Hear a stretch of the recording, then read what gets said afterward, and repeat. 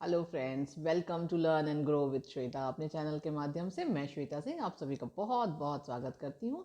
आशा करती हूँ आप सभी स्वस्थ होंगे, सकुशल होंगे और बहुत अच्छे से अपने एग्जाम्स के प्रिपरेशंस के लिए, अपने भविष्य के निर्माण के लिए, अपनी पसंद की फेवरेट जॉब पाने के लिए, अपनी गवर्नमेंट जॉब पाने के लिए, अपने भविष्य को सुंदर बनाने के लिए और इतनी गड़गड़ाती हुई ठंड में मनाली जाने के लिए, इन सब के लिए जो है आप अपने एग्ज़ाम्स को बहुत बढ़िया से पढ़ रहे होंगे, तैयार कर रहे होंगे।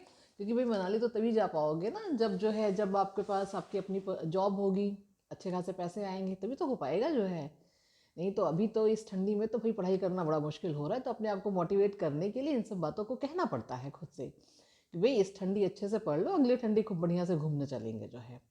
तो दोस्तों चलिए आज का हम अपना प्रैक्टिस से स्टार्ट करते हैं। आप सभी जानते हैं, मैं बस एक बार मेंशन कर देती हूँ कि बीपीएससी टीआरई 3.0 का आपका जो एग्ज़ाम आपका अगस्त में होना है असिस्टेंट टीचर का, इसमें जो जीएसटी के आने वाला है उसके प्रैक्टिस सेट हम लोग लेकर के आते हैं।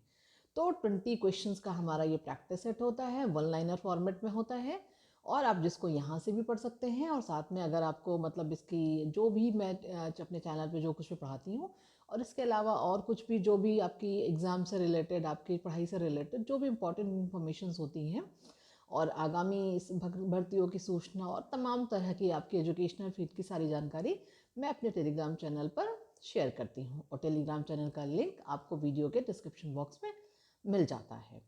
तो फिर चलिए, बस बातें काफ़ी हो गई, आज का हम अपना प्रैक्टिस सेट स्टार्ट करते हैं। तो चलिए एक बार आपका जो है हमारा आज का जो सबसे पहला प्रश्न है वो ये कहता है कि सूर्य की सतह पर हाइड्रोजन के अलावा दूसरा बहुतायत पाया जाने वाला तत्व कौन सा है।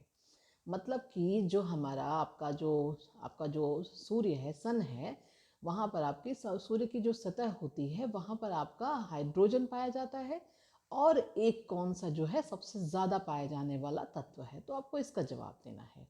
तो इसका जवाब होता है हीलियम। तो इसका मतलब ये है कि सूर्य की सतह पर आपको सबसे ज़्यादा क्या मिलता है, एक हाइड्रोजन और एक हीलियम। ये दो चीज़ें सबसे ज़्यादा मिलती हैं। कभी हीलियम दे करके हाइड्रोजन पूछ लेता है और कभी हाइड्रोजन दे करके हीलियम पूछ लेता है, इसलिए आपको दोनों पता होने चाहिए।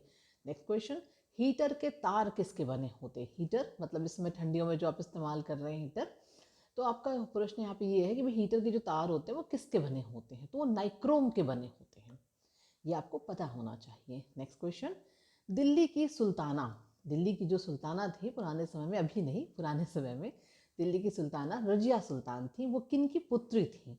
मतलब कि आपको एक तो ये पता चला कि भाई दिल्ली पर जो राज करने वाली एक आपकी महिला सुल्तान थी, उनका नाम था रजिया सुल्ताना और उनके पिता का नाम था इल्तुतमिश।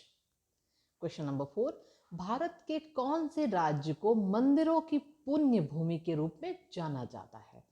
तो भारत का एक ऐसा राज्य है जिसे मंदिरों की पुण्य भूमि के रूप में जाना जाता है, वो है तमिलनाडु। तो इसका सही जवाब है तमिलनाडु। नेक्स्ट क्वेश्चन, विशाखापट्टनम बंदरगाह ये कहाँ पर स्थित है। विशाखापट्टनम आप जानते हैं साउथ का, तो आपको अंदाज़ा हो ही गया होगा कि साउथ में कहीं पे है। लेकिन जब चार ऑप्शन में चारों आपके जगह का नाम साउथ का दिया हो तब दिक्कत होती है। अगर एक साउथ का दिया है, एक नॉर्थ का दिया है, ईस्ट वेस्ट दिया है, तब तो आप आसानी से को जो साउथ का आपका जगह का नाम रहेगा वो आप आसानी से पहचान लेंगे। लेकिन कई बार ऐसा भी होता है कि चारों साउथ के दिए होते हैं, तो ऐसे केसेस में आपको ये पता होना चाहिए कि विशाखापट्टनम बंदरगाह जो है वो आंध्र प्रदेश में स्थित है। नेक्स्ट क्वेश्चन, ऑटोमोबाइल वाहनों द्वारा निम्न निष्कासित गैस कौन सी होती, मतलब जो आपका जो आप ये आपका जो व्हीकल होता है, ऑटोमोबाइल वाली जो आपकी व्हीकल्स होती हैं, उससे कौन सी गैस निकलती है जो काफ़ी डेंजरस होती है, इसलिए तो आपका कहा जाता है भाई एयर पोल्यूशन हो रहा है। तो वो होती हैं CO यानी कि कार्बन मोनोऑक्साइड, जो काफ़ी हानिकारक होती हैं। नेक्स्ट क्वेश्चन, स्वतंत्रता आंदोलन के दौरान रविंद्रनाथ टैगोर जी ने नाइटहुड की उपाधि किस घटना के विरोध में वापस कर दी थी। यहाँ पे सबसे पहले ये समझने की ज़रूरत है कि नाइटहुड की उपाधि किसे मिली हुई थी। ये भी प्रश्न आता है कि नाइटहुड की उपाधि किसके पास थी। तो नाइटहुड की जो उपाधि थी वो श्री रविंद्रनाथ टैगोर जी के पास थी। अब दूसरा बात ये आता है कि कौन सा ऐसा मतलब घटना हुई थी जिसके विरोध में उन्होंने इस उपाधि को वापस कर दिया था। तो वो है जलियांवाला बाग हत्याकांड। आप सभी जानते हैं कि जो भी अगर थोड़ा भी इतिहास जानता है मुझे लगता है कि अगर आपने कभी भी मतलब जैसे हर कोई स्कूल तो गया ही है और सबको इस घटना के बारे में ज़रूर आपको पता है कि जलियांवाला बाग हत्याकांड में मतलब कितना बेरहमी से सीधे लोगों के ऊपर डायरेक्ट गोलियां दाग दी गई थी, कितना दुखद रहा उस समय का जो है ये। तो ये इसी के विरोध में आपका जो है रविन्द्रनाथ टैगोर जी ने नाइटहुड की उपाधि वापस कर दी थी। तो आंसर है जलियांवाला बाग हत्याकांड। नेक्स्ट क्वेश्चन, स्वतंत्रता के समय भारतीय राष्ट्रीय कांग्रेस के अध्यक्ष कौन थे? यहाँ पर प्रश्न बहुत ध्यान से समझिएगा। यहाँ पर क्वेश्चन ये पूछा जा रहा है कि स्वतंत्रता के समय मतलब कि जब आपका देश स्वतंत्र हो रहा था उस समय भारतीय राष्ट्रीय कांग्रेस के अध्यक्ष कौन थे?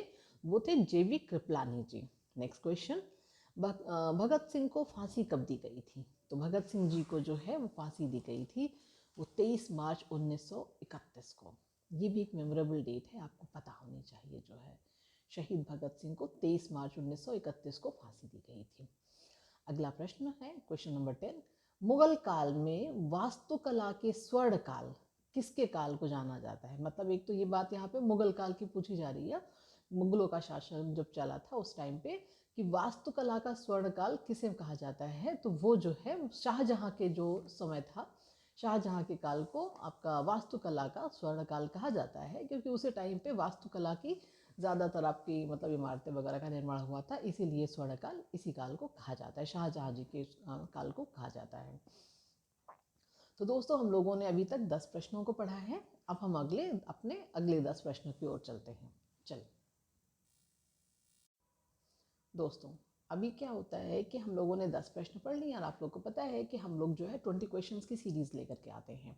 तो अब हमारा क्वेश्चन नंबर 11 हमसे ये कहना चाहता है कि किस सल्तनत कालीन राजा ने अपने अमीरों के बीच में उनकी इजाज़त के बिना दावत पर या तानाशाही करके त्योहारों पर भी रोक लगा दी थी? कहने का मतलब ये है कि प्रश्न ये आपसे कह रहा है कि कोई एक आपके तानाशाह आपके शासक थे जिन्होंने मतलब जो अमीर लोग होते थे वो अपनी मर्जी से सॉरी मतलब गरीब तो भाई कर ही नहीं सकता था, क्योंकि उतना मतलब वो सारा उनका लूट लेते थे, सारा उनका सब छीन लेते थे। तो जो अमीरों के पास जो कुछ अमीर भी बचे हुए थे तो उनके पास में मतलब वो उनकी इजाज़त के बिना ना कभी वो दावत कर सकते थे ना अपना कोई त्यौहार मना सकते थे। तो ये किसने तानाशाही करी थी, किसने रोक लगाई थी? तो वो अलाउद्दीन खिलजी ने लगाई थी। और अलाउद्दीन खिलजी का इतिहास अगर आप पढ़ेंगे तो बेहद तानाशाह, बहुत ही ज़्यादा तानाशाह, सिर्फ अपनी मनमानी करना। तो इसका जवाब है अलाउद्दीन खिलजी। नेक्स्ट क्वेश्चन, केंद्र शासित प्रदेश लक्षद्वीप के न्यायिक क्षेत्र का कार्य कौन सा न्यायालय करता है? ये काफ़ी इंपॉर्टेंट क्वेश्चन है, ये काफ़ी एग्जाम में मतलब कि एग्जाम के दृष्टि से बेहद ज़रूरी है ये, कि केंद्र शासित प्रदेश लक्षद्वीप है और इसके न्यायिक क्षेत्र का जो कार्य है वो कौन सा न्यायालय करता है? तो यहाँ पर जवाब है, अगर आपको नहीं पता है तो आपको मुश्किल हो सकती है, तो जवाब है Kerala high court. Next question, क्षेत्रफल के हिसाब से भारत की सबसे बड़ी लोकसभा कौन सी है? तो आपकी लद्दाख की लोकसभा होती है जो क्षेत्रफल के हिसाब से सबसे बड़ी है। क्वेश्चन नंबर 14, उपराष्ट्रपति को हटाने का प्रस्ताव कहाँ पर पेश किया जा सकता है? मतलब सदन पूछा जा रहा है यहाँ पे कि कौन से सदन में उपराष्ट्रपति जी को हटाने का प्रस्ताव पेश किया जाता है? तो उपराष्ट्रपति अध्यक्ष होते हैं राज्यसभा के, तो इसीलिए जो है केवल राज्यसभा में जो है उपराष्ट्रपति जी को हटाने का प्रस्ताव पेश किया जा सकता है। हमारा अगला प्रश्न है, हम अपने अगले प्रश्न पर चलते हैं। हमारा जो अगला प्रश्न ये कह रहा है कि सुप्रीम कोर्ट में मुख्य न्यायाधीश के रूप में कार्य करने के लिए व्यक्ति को उच्च न्यायालय में कम से कम कितने वर्ष तक आपका कार्य आपका होना चाहिए? मतलब कि अगर आपको सुप्रीम कोर्ट में आपको मुख्य न्यायाधीश बनना है तो आपको हाई कोर्ट यानी कि उच्च न्यायालय में आपका कम से कम कितने वर्ष तक का एक्सपीरियंस आपका होना चाहिए? तो इसका जवाब है 10 वर्ष का, मतलब 10 ईयर्स का एक्सपीरियंस होगा तभी सुप्रीम कोर्ट में मुख्य न्यायाधीश के पद पे बना जा सकता है। अगला क्वेश्चन है कि बेलाडीला ये किस लिए प्रसिद्ध है? मतलब किस वजह से बेलाडीला प्रसिद्ध है? तो इसका एक ही जवाब, ये प्रश्न ऐसे ही आता है, इसका जवाब है लौह अयस्क के रूप में इसको प्रसिद्ध किया गया है, माना जाता है जो है। अगला प्रश्न है कि सागरीय खरपतवार किसका स्रोत है? सागरीय मतलब पानी में पाया जाने वाला ये सागरीय खरपतवार होता है, इसमें सबसे ज़्यादा क्या मिलता है? तो इसमें सबसे ज़्यादा आयोडीन मिलता है। नेक्स्ट क्वेश्चन कि द्वीप जिसे इंडोनेशिया का हृदय स्थल कहते हैं, कौन से द्वीप को इंडोनेशिया का हृदय स्थल कहते हैं? तो जवाब है जावा द्वीप को। जावा द्वीप को इंडिया का आपका जो है इंडोनेशिया का जावा द्वीप को इंडोनेशिया का हृदय स्थल कहते हैं। जावा द्वीप को, मैंने इंडिया बोल दिया, गलती होगी।